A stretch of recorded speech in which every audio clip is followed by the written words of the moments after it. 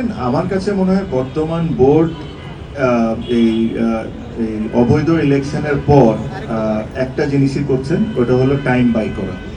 আমি কেন এই কথাটা বলছি, আমি খেলা বাংলাদেশের মাটিতে হবে না এটার পক্ষে আমি না, যে খেলা হইতে হবে। আমি সবসময় খেলা হইতে হবে, হোয়াট এভার হ্যাপেন্স হ্যাপেন্স, খেলা মাঠে থাকতে হবে। কিন্তু ধরেন যে ক্লাবগুলা আজকে খেলছে না, তাদেরকে যেভাবে করে বঞ্চিত করা হয়েছে ইলেকশনে, তাদের প্রোটেস্ট করার আর কি কোনো জায়গা আছে, কোনো উপায় আছে? না, কোনো উপায় তো নাই।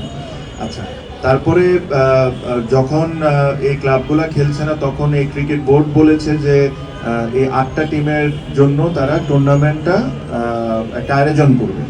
ওই টুর্নামেন্টেরও কোনো ঠিক ঠিকানা নেই। আমি কোয়াবের পেজে একটা ভয়েস রেকর্ড দিয়েছিলাম, ওই ভয়েস রেকর্ডটা তাদের কাছেও গিয়েছে।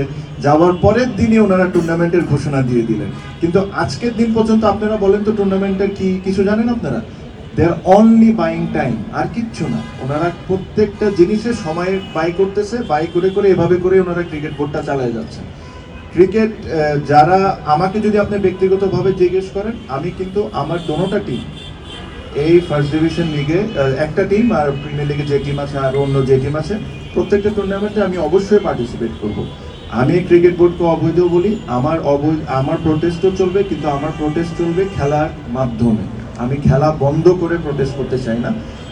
যারা খেলছে না তাদেরও যথেষ্ট কারণ আছে না খেলার। তাদেরকে যেভাবে করে ইলেকশনে বঞ্চিত করা হয়েছে, তাদের তো প্রোটেস্ট করার অনেক জায়গা নাই। বাট আমার কাছে মনে হয় যদি যেটাই হোক না কেন, খেলাটা যদি না বন্ধ হয়ে প্লেয়াররা যেরকম সাফারার না হোক, আমার ব্যক্তিগত কোনো কারণে, আমি এই কারণে আমি বোর্ডে আসলাম না বা এই কারণে আমি আসতে পারলাম না, এটার কারণে তো 1500 ছেলে সাফারার হইতে পারে না। আমার প্রোটেস্ট আমি আমার জায়গা থেকে করতে যাব, কথার মাধ্যমে আমার প্রোটেস্ট হবে, আমার খেলার মাধ্যমে প্রোটেস্ট হবে। এটা হলো আমার ব্যক্তিগত স্ট্যান্স। বাট যারা ক্লাবে খেলছেন না, তাদেরও নিজস্ব একটা কথা আছে। তারা যে প্রোটেস্ট করছেন, তাকে আমি কোনো দিক থেকে কোনোভাবেই ভুল বলতে পারি না।